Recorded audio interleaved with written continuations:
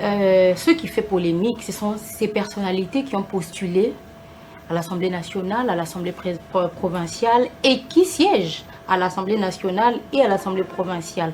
Ne devrait-il pas y avoir une disposition dans la loi électorale aux prochaines scrutins qui interdit cela? On ne peut pas considérer que toi seul sois en même temps ministre, en même temps député national, en même temps député provincial. Mais écoutez, vous n'aurez pas le temps de tout faire seul.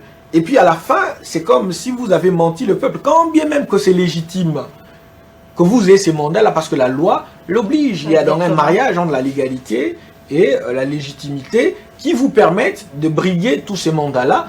Mais vous-même, en tant qu'homme politique, il faudrait que vous puissiez quand même vous dire que vous n'êtes pas un super-héros. Ça, c'est de la loterie électorale.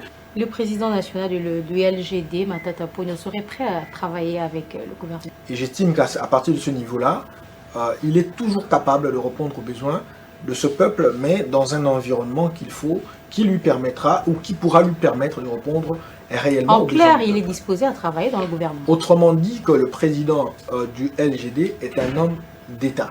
En tant qu'homme d'État, vous savez, en politique, on ne met pas de trait. En tant qu'homme politique, il peut toujours répondre aux besoins de son peuple.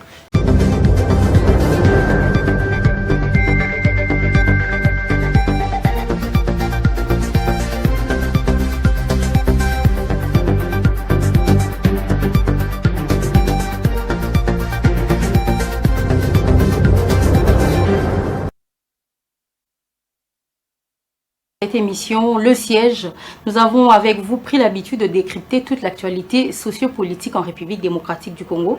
Il s'agit de l'actualité parlementaire avec les assemblées nationales, le Sénat ainsi que les assemblées provinciales. Nous avons reçu et nous recevons dans ce plateau les députés nationaux, les députés provinciaux, ainsi aussi que les leaders d'opinion, toute cette jeunesse aujourd'hui qui parle de plus en plus du renouvellement de la classe politique. Mesdames et messieurs, c'est avec plaisir que j'aurai l'honneur de vous présenter cette nouvelle émission de Le Siège. Bienvenue.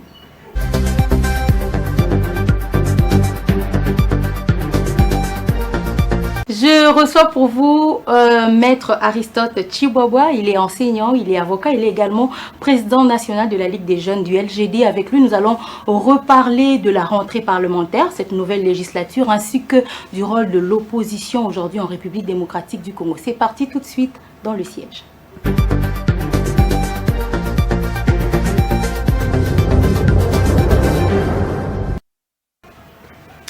Voilà, je le disais tout à l'heure, nous avons l'honneur de recevoir sur ce plateau Maître Aristote Tshibwabwa, à qui je dis bienvenue. Merci beaucoup, Madame Grace, pour cette invitation, cette énième invitation que nous avons l'honneur d'honorer, n'est-ce pas, sur cette grande chaîne, la RTGA, et exclusivement sur cette grande émission, ces grands magazines, Le Siège, qui aujourd'hui pour moi devient le seul siège que nous avons en dehors du Parlement. Bienvenue sur ce plateau. Alors notre première question aujourd'hui, comment se porte la RDC en général? Bon, écoutez, le pays, le thermomètre, n'est-ce pas, de prise de mesure de la santé et la température de notre pays, c'est notamment le panier de la ménagère, c'est notamment la sécurité de manière générale et globale dans l'ensemble du territoire national de notre pays, mais aussi et surtout aujourd'hui les taux d'échange qui ne fait que grimper. Je pense qu'à partir de ces trois éléments essentiels, nous pouvons déjà nous rendre à l'évidence que le pays n'est pas à son aise. Ah bon, donc ça c'est un discours de l'opposition quand même, parce que le pays il va bien, il va mieux. On a reçu les amis de l'Union Sacrée ici qui disent que le pays va mieux qu'il y a 15 ans, il y a 20 ans. C'est normal, lorsqu'on est même capable d'être payé 21 000 $, 33 000 $, alors qu'un enseignant, un citoyen congolais lambda, n'est-ce pas, souffre pour avoir 100 $ et pour joindre le debout du mois. Pour les autres, le Congo, c'est le paradis, et pour les autres, c'est l'enfer. Et donc, c'est cette absence des classes moyennes qui existe dans notre pays, de sorte qu'on a le plus riche, les richissimes, et on a une population qui est paupérisée. Il y a quand même la gratuité de la maternité. La gratuité de la maternité n'exclut pas le fait que le peuple congolais aujourd'hui meurt de faim. À quoi bon sert la vie si on doit mourir avec une telle facilité, surtout quand on meurt de faim? On va repartir sur l'actualité. Comprenez-vous les appels à manifestation aujourd'hui contre les ambassades françaises, américaines, contre la MONUSCO? Moi, je crois que toute action qui peut permettre à ce que notre peuple se prenne en charge aujourd'hui pour démontrer, n'est-ce pas, à l'ensemble de la communauté internationale les affres de la guerre qui se passe dans notre pays, exclusivement à l'aide du pays. Je pense que toutes ces actions sont bonnes à partir du moment où le peuple arrive à poser les actes, n'est-ce pas, qu'il a la possibilité de poser. Voyez-vous, le peuple n'a pas la capacité tous de porter des armes, mais le peuple a quand même une grande arme, c'est l'exercice de la liberté des manifestations, la liberté d'opinion. Donc le peuple a une liberté d'opiner, a une liberté de manifester, de s'associer pour pouvoir revendiquer ce qui lui revient de droit et dans les cas d'espèce, la sécurité, la paix, la stabilité au niveau de notre pays. Donc ces appels à manifestation sont légitimes, même s'il y a des casses, même si on va vers les ambassades finalement pour brûler, c'est légitime et c'est compréhensible. La légitimité de la liberté d'association, la liberté de manifestation, ce n'est pas Aristote Chibowa qui l'établit. C'est sacro-saint dans la constitution de notre pays. C'est que la constitution de notre pays établit un certain nombre de libertés et les droits reconnus au peuple. Et le peuple a un droit de manifester. Et donc, à partir de ce moment-là, le peuple peut aussi manifester un jour pour telle ou telle autre raison. Seulement, il est vrai que les manifestations, aujourd'hui, qui se font avec dérapage, parfois, ne sont toujours pas encouragées, quand bien même que cela peut également traduire, n'est-ce pas, l'incapacité des forces, n'est-ce pas, de la police nationale de pouvoir encadrer les manifestations, parce que comme vous le savez, le peuple manifeste, mais la police encadre les manifestations de sorte à ne pas permettre qu'il y ait des dommages collatéraux et des débordements dans le cadre des manifestations, n'est-ce pas, engagées par le peuple. Mais est-ce que ce sont vraiment c'est la bonne cible? Est-ce qu'il faut finalement aller manifester devant la MONUSCO, devant les ambassades? Est-ce que c'est la bonne cible? Pensez-vous qu'il y a une autre cible, l'autre cible à part ça? Mais justement, c'est la question que nous nous posons. Est-ce que c'est la bonne cible? Je suis en train de croire... Finalement, on accuse trop la communauté internationale. Est-ce qu'il ne faudrait pas que les Congolais eux-mêmes fassent la guerre? Vous serez d'accord avec moi, Madame Grasse, que le pays dans lequel nous vivons, c'est un pays charnière au cœur de l'Afrique. Nous avons 9 voisins africains. Et c'est un pays qui a, n'est-ce pas, des richesses stratégiques pour le monde. Autrement, c'est un pays envié aujourd'hui par l'Occident et pas seulement, par l'ensemble de la communauté internationale. Et dans les cas d'espèce, par la plupart des pays qui font partie du Conseil de sécurité des Nations Unies, notamment les États-Unis, notamment la France. Et ces pays-là se disent aujourd'hui que le Congo, notre pays, avec ses multiples richesses, parfois non usées, non utilisées, cela peut servir à des grandes entreprises de ce pays-là, et même à des multinationales. Alors il faudrait lever le temps, comme ça se fait pour d'autres pays, comme ça se fait pour l'Ukraine, comme ça se fait pour Gaza, pour cette guerre imposée également de l'autre côté. Donc je pense que aujourd'hui, la manifestation d'un peuple devant les ambassades et contre certains pays, c'est une manière, n'est-ce pas, de prouver les mécontentements au niveau de la coopération entre un État et ce pays-là devant lequel il manifeste. C'est juste tout simplement ça. Cela traduit également à un certain moment le niveau de maturité démocratique et de maturité politique que le peuple est en train d'avoir. Le vice-premier ministre de l'Intérieur a rassuré plusieurs ambassades, également le vice-premier ministre des Affaires étrangères a également rassuré les ambassades et le vice-premier ministre de la Défense finalement, Jean-Pierre Bemba, a fait un tour à l'Est pour rassurer également la MONUSCO de la coopération qui est entre la RDC et toutes ces ambassades, etc. Vous trouvez également que la démarche elle est bonne, puisque le peuple d'un côté revendique, mais la position du gouvernement est de toujours protéger qui sont là, les expatriés qui sont là. Non, mais écoutez, vous savez, notre pays, c'est un État, n'est-ce pas, qui a, n'est-ce pas, des accords avec un certain nombre de pays, un certain nombre d'organisations internationales aussi. Et dans le cas de la Convention de Vienne sur les relations diplomatiques, notre pays est appelé, n'est-ce pas, à respecter le prescrit de ces conventions-là.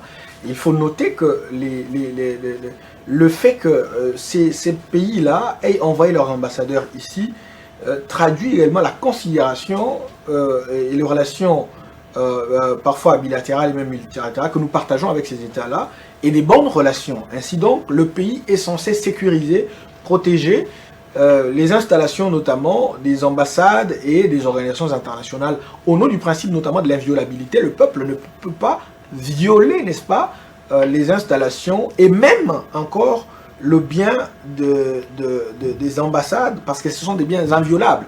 Vous savez qu'aujourd'hui, si un ambassadeur se trouve dans sa voiture, il roule au Congo, il n'est pas au Congo. Vous savez qu'aujourd'hui, l'ambassade de France au Congo, depuis d'ailleurs toujours, cette ambassade de France qui se trouve au Congo, ben, ce n'est plus le territoire congolais. Hein?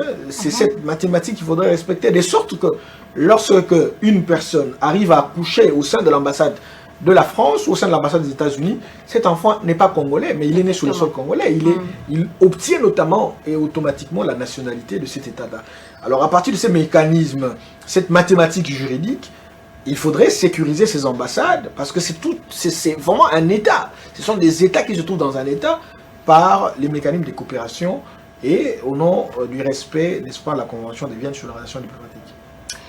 Alors, en parlant de la rentrée parlementaire qui a eu la validation de mandat qui est en cours, ce qui fait polémique, ce sont ces personnalités qui ont postulé à l'Assemblée nationale, à l'Assemblée provinciale et qui siègent à l'Assemblée nationale et à l'Assemblée provinciale.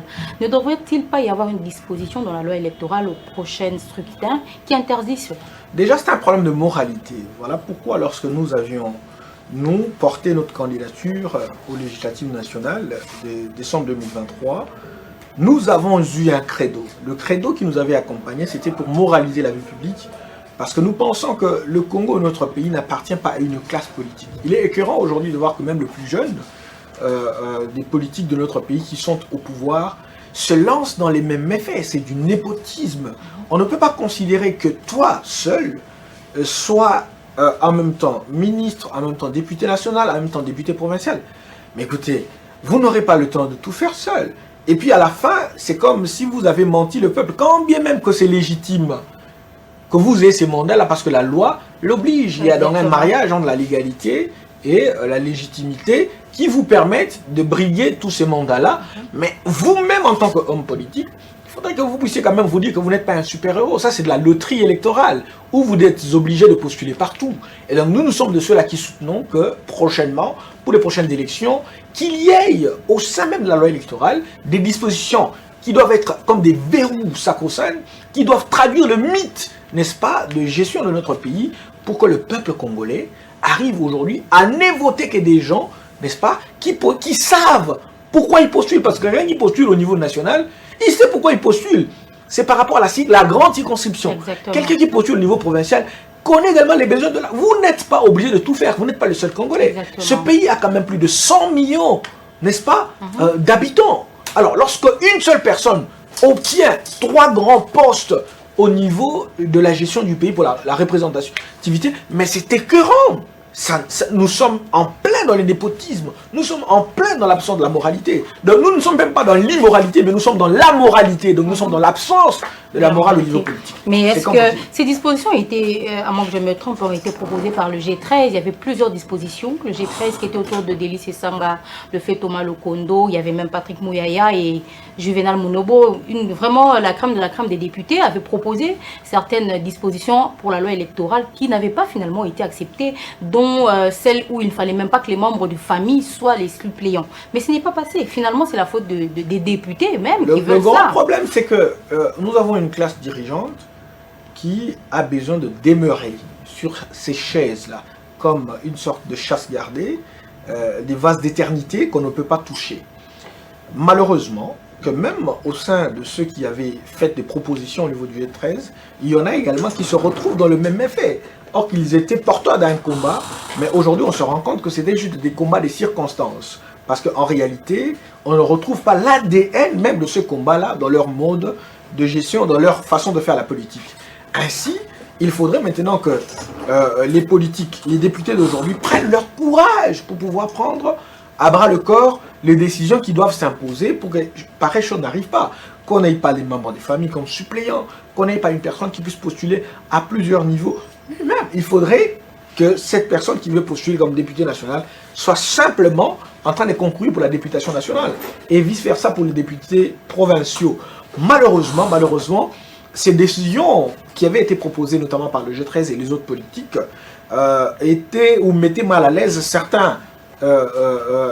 certaines autorités du pouvoir de l'époque, et nous sommes retrouvés avec justement des gens qui aujourd'hui se permettent eux-mêmes alors d'agir à l'encontre des propositions que eux-mêmes avaient faites. C'est ça qui est écœurant. Ainsi donc, la proposition que nous avons, c'est de voir que pendant cette législature, que nous ayons des députés qui prennent le courage. Parce que l'UDPS aujourd'hui, ceux qui sont au pouvoir aujourd'hui, étaient contre ces mêmes actes. Mais quand ils sont au pouvoir, ils doivent démontrer les contraires. Il ne s'agit pas seulement de l'UDPS qui est au pouvoir aujourd'hui. Il y a plusieurs coalitions. Donc lorsque je parle de l'UDPS, je suis en train de voir la tête de file, parce que l'UDPS aujourd'hui a plus de 150 députés. Exactement. Alors, qu'est-ce que vous attendez de cette législature à l'Assemblée nationale exactement? Quelles sont vos attentes personnelles? Notamment en ce qui concerne la gestion du pouvoir politique, n'est-ce pas? Il faudrait qu'il y ait des mesures, notamment en ce qui concerne la loi électorale, des bonnes mesures soient prises pour que les prochaines élections ne soient pas des élections de surprise, mais que ce soit des élections où nous savons où nous sommes en train d'aller, nous savons que telle personne va postuler telle place pour faire telle chose.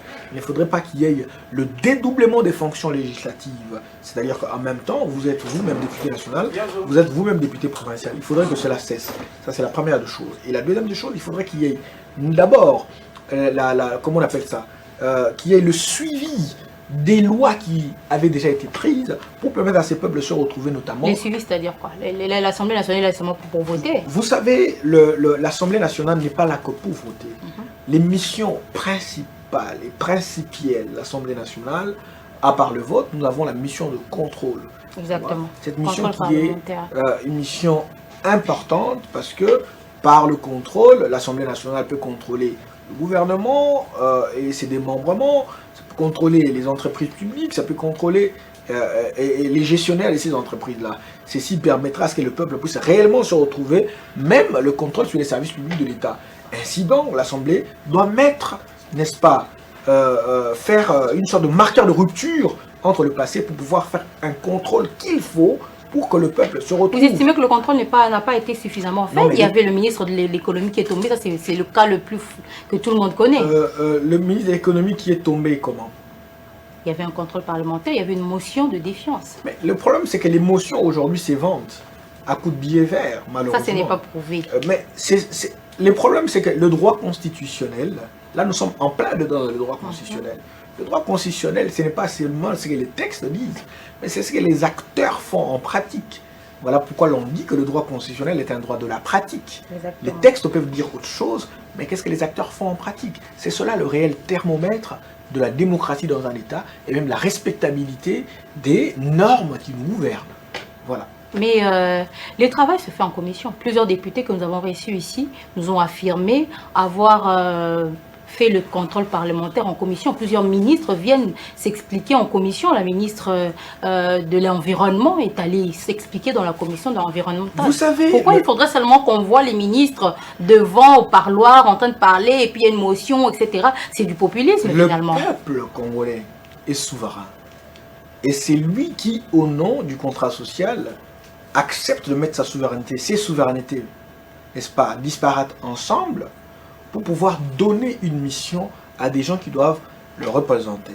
Ces gens-là sont parfois votés. Quand on vote des élus, et après vous avez des ministres qui sortent, notamment, départ, les votes que nous avons donnés aux députés notamment, il faudrait que ces gens-là qui sont votés et certains qui sont nommés soient rédévables à une seule personne, le peuple, parce qu'il est souverain. La rédévabilité voudrait que le peuple sache où est-ce que vous l'amenez.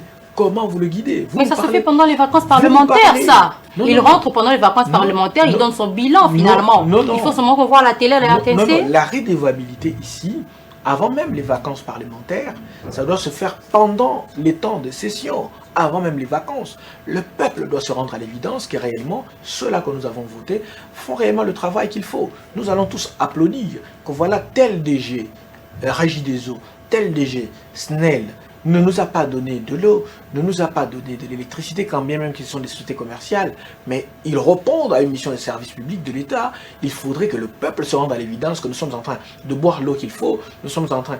le peuple se plaint tout le temps, mais nous ne voyons pas des actions concrètes. Vous avez aujourd'hui des coins gestionnaires Kinshasa il n'y a pas longtemps, j'étais à Barumbu, j'étais dans la commune de Kinshasa, j'étais vers Flambeau. Mais vous avez difficile à circuler. Mais il faut interroger les gouvernants, il faut interroger ceux-là qui ont le pouvoir, une parcelle du pouvoir de l'État, qu'ils soient à même capables de nous répondre pour nous dire voilà, c'est telle mission que nous avons reçue, voilà la chose que nous avons faite. À l'époque de Matata Pogno, il y avait même des carnets, n'est-ce pas, des suivis des ministres, en côté des ministres. Ce n'est pas moi qui l'ai dit, ce sont ceux-là qui ont été avec lui, notamment Denis Kambaï, qui était à l'époque ministre du Sport. Donc, il faudrait aujourd'hui qu'il y ait de mécanismes qui permettent un contrôle des gouvernants, notamment des ministres, mais qu'il y ait également des lois nouvelles qui répondent réellement aux besoins.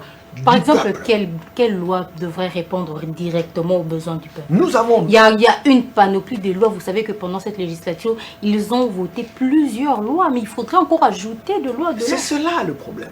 Tout à l'heure, j'ai parlé des suivis. Les lois anciennes existent qui peuvent également répondre aux besoins de notre peuple. Mais l'exécution de ces lois-là, il faut qu'il y ait une sorte de suivi de l'exécution de ces lois. C'est la première des choses. La deuxième des choses, il faudrait prendre des lois nouvelles, les lois qui permettent à ces peuples, n'est-ce pas, de répondre à ce que Karl Marx appelle l'infrastructure. Le peuple doit devoir manger. Un musicien célèbre dans notre pays a d'ailleurs chanté. Le peuple est au Séngané. Le peuple a besoin de manger à son aise, il a besoin de boire à son aise. Mais il faudrait qu'il y ait des lois qui lui permettent, qui lui donnent la capacité, la possibilité de manger avec facilité, de boire de l'eau avec facilité, et qu'aujourd'hui l'utilise avec facilité. Une question de curiosité. Qui, selon vous, a le profil d'être le prochain ou la prochaine présidente de l'Assemblée nationale? Ça relève de la divinité, parce que comme vous le savez... Il n'y a pas un profil qui vous tape à l'œil? Non, mais écoutez, je n'ai pas la capacité d'avoir les intentions de vote de 2 personnes. Alors, à combien plus forte raison de 477 personnes? Je ne saurais vous dire librement, à partir du moment où, aujourd'hui, les votes dans notre pays, dans les partis politiques, c'est toujours directionné par les chefs de file des partis. Donc, vous pouvez avoir une autre idée, mais comme malheureusement, je ne peux pas avoir la capacité de m'insurger dans une certaine divinité pour pouvoir penser à la place des ceux du peuple, je leur demanderai de voter intelligent, de voter sagesse. L'informateur a tenu son point de presse récemment pour finalement donner les grandes lignes de sa mission. Vous attendez quelque chose de nouveau dans ce qu'on sait déjà? L'informateur, le travail, c'est un travail de quelques jours, un travail de quelques semaines, pouvant être renouvelé pour 1 mois, une seule fois. C'est un petit travail qu'il doit faire, surtout pour cette législature où vous avez déjà une majorité connue. Tout le monde est au courant que le président de la République aura une majorité parlementaire. Exactement. Alors à partir de ce moment-là, l'identification ne devrait pas poser grand problème. Il est vrai qu'il doit exécuter les missions qui sont constitutionnelles, mais il ne peut pas, dans les cas d'espèce, en faire, n'est-ce pas, tout un spectacle, jeter au pilori. Non, non, non, non, non. J'estime, à mon sens, que l'informateur, son travail est, pour cette législature, très facile, parce que la majorité, on peut l'identifier de manière informelle déjà, et il n'a que faire le travail formel. Certaines personnes disent qu'il n'a qu'à appeler au téléphone. Allez, vous, LGD, vous avez combien de personnes? Il prend une semaine simplement. C'est une mission. 30 jours, c'est abusé? C'est une mission constitutionnelle, ce n'est pas abusé, parce que ce sont des missions qui sont établies par les lois, les normes qui nous gouvernent. Donc c'est une mission constitutionnelle, il n'a qu'à le faire. 1 mois, même s'il peut le faire pendant 2 jours, il n'y a pas de problème. S'il a encore la capacité de le renouveler, il n'y a pas de problème. Mais tout ce que moi je peux dire, c'est que la majorité peut être déjà identifiée informellement. Maintenant, c'est une question de voir cette majorité formellement identifiée et pour pouvoir présenter à acquis de droit pour les éventuelles nominations. Finalement, quelle est la position de l'opposition? Parce que vous, LGD, vous êtes dans l'opposition. Après les réclamations post-électorales, après tout ce que vous avez dénoncé, quelle est finalement aujourd'hui la position du LGD particulièrement, mais de l'opposition en général? Le LGD reste serein comme un parti de l'opposition. Nous ne sommes pas dans une opposition du chant et de la danse. Nous sommes dans une opposition des débats intellectuels et des débats programmatiques, chose qui n'était pas trop dans notre pays. Nous sommes dans cette opposition de l'immersion, n'est-ce pas, de la science dans la vie politique. Et c'est ce qui crée une différence avec une ancienne opposition. Autrement dit, nous sommes dans une position d'alternative politique. Il est vrai qu'aujourd'hui, au niveau de l'Assemblée nationale, l'opposition sera en mal. Exactement. En ce qui concerne par exemple d'autres missions qui reviennent de droit, mission de contrôle et de contrepoids. Mais en termes d'alternative politique, je pense que notre opposition actuelle fera un travail pour briser, n'est-ce pas, la pensée unique et la pensée officielle de ceux qui gouvernent. Il faudrait qu'il y ait d'alternatives comme marqueur de rupture dans la gestion de l'État. Est-ce que le président national du LGD, Matata Ponyo, serait prêt à travailler avec le gouvernement si on le lui propose, bien sûr. Le président national du LGD, c'est un homme d'État qui se retrouvait en politique, non pas par un coup de hasard, mais par les étincelles du savoir. Il a été appelé pour travailler avec le président Kabila, alors qu'il était dans autre chose. Donc, il s'est retrouvé dans la vie politique, non pas, n'est-ce pas, par une loterie du hasard, mais par ses capacités à pouvoir gouverner l'État. Et j'estime qu'à partir de ce niveau-là, il est toujours capable de répondre aux besoins de ce peuple, mais dans un environnement qui lui permettra ou qui pourra lui permettre de répondre réellement aux besoins. En clair, il est disposé à travailler dans le gouvernement. Autrement dit, que le président du LGD est un homme d'État. En tant qu'homme d'État, vous savez, en politique, on ne met pas de trait. En tant qu'homme politique, il peut toujours répondre aux besoins de son peuple. Il l'a déjà fait, il l'a déjà démontré. Donc je pense que l'histoire, on ne peut plus la questionner parce qu'elle nous parle de là où nous sommes. Depuis l'époque du président national du LGD jusqu'à aujourd'hui, le peuple congolais se souviendra de la création du Congo Airways, se souviendra de la création de Transco, pour ne citer que de cela. Et aujourd'hui, si je vous demande à vous, et que je me mets à la place de votre métier, j'ai dit, citez-moi une seule société qui avait été créée depuis l'après Matata Ponyo jusqu'à ce jour par notre pays, vous serez en mal. Il y a la continuité de l'État. Vous serez en mal. La continuité de l'État voudrait également qu'on puisse identifier quand même un certain nombre de structures créées, n'est-ce pas, qui sont visibles et palpables. Que vous ne connaissez certainement pas. C'est clair, Matata Ponyo, quand il veut, il peut. Nous n'avons pas dit il veut. Il peut travailler dans le gouvernement en tant qu'homme d'État. Nous sommes à la fin de cette émission. Quel serait votre dernier mot par rapport aux députés, mais par rapport également à la population qui exige de plus en plus beaucoup aux députés nationaux? Déjà pour les députés nationaux et pour tous ceux qui nous gouvernent de manière générale, ils peuvent se dire, comme certains communs des mortels disent, non, voilà, il y a moins de députés au niveau de l'Assemblée nationale, que l'opposition aura du mal à travailler. La seule chose que je peux leur dire, c'est que le grand opposant, ce n'est pas les hommes politiques, mais c'est le peuple. Il faut travailler pour que le peuple arrive à suivre à sa fin, parce que la politique a pour axiologie ou finalité la réponse positive aux besoins changeants du peuple. Lorsque ces hommes-là arriveront à répondre aux besoins du peuple, le peuple sera de leur côté. Mais s'ils n'arrivent pas à répondre aux besoins du peuple, alors le peuple se lèvera comme un seul homme et comme un grand opposant. Et lorsque le peuple se lève, il sera difficile de l'arrêter parce que même les arbres n'arrêtent pas le peuple. Et donc il travaille pour que le peuple se retrouve réellement, qu'on mange à notre aise, n'est-ce pas, qu'on boive à notre aise, que le courant que nous avons avec le grand projet Inga, capable d'alimenter non seulement pas le Congo, l'ensemble de l'Afrique et même l'Europe de l'Est, que le Congolais arrive à avoir ce courant-là avec facilité. Parce que nous en avons la potentialité. Et pour le peuple, que le peuple demeure vigilant, parce que nous sommes en train d'entrer dans des moments fatidiques de notre pays, et que la constitution de notre pays soit notre boussole, qui nous guide, qui soit notre chasse gardée.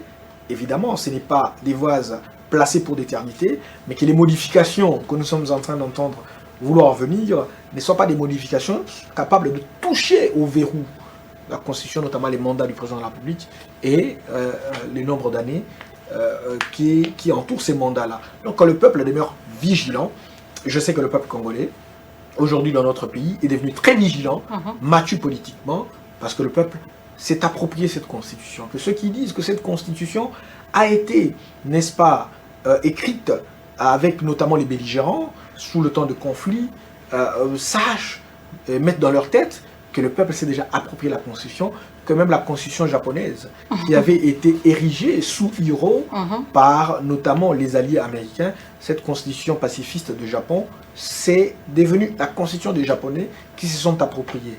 Voilà, c'est ça le message que je peux donner. Maître Aristote Chibobo, c'était un plaisir de vous recevoir sur notre plateau aujourd'hui.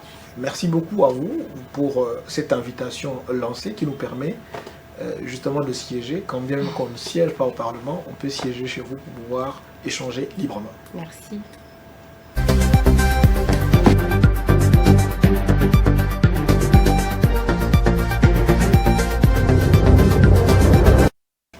Voilà, c'est la fin de cette émission. J'ai été très honorée de vous la présenter avec le plus grand plaisir, avec toute l'équipe de la RTGA. Merci de nous avoir suivis avec attention. On se retrouve très prochainement sur les mêmes canaux de diffusion. À très bientôt.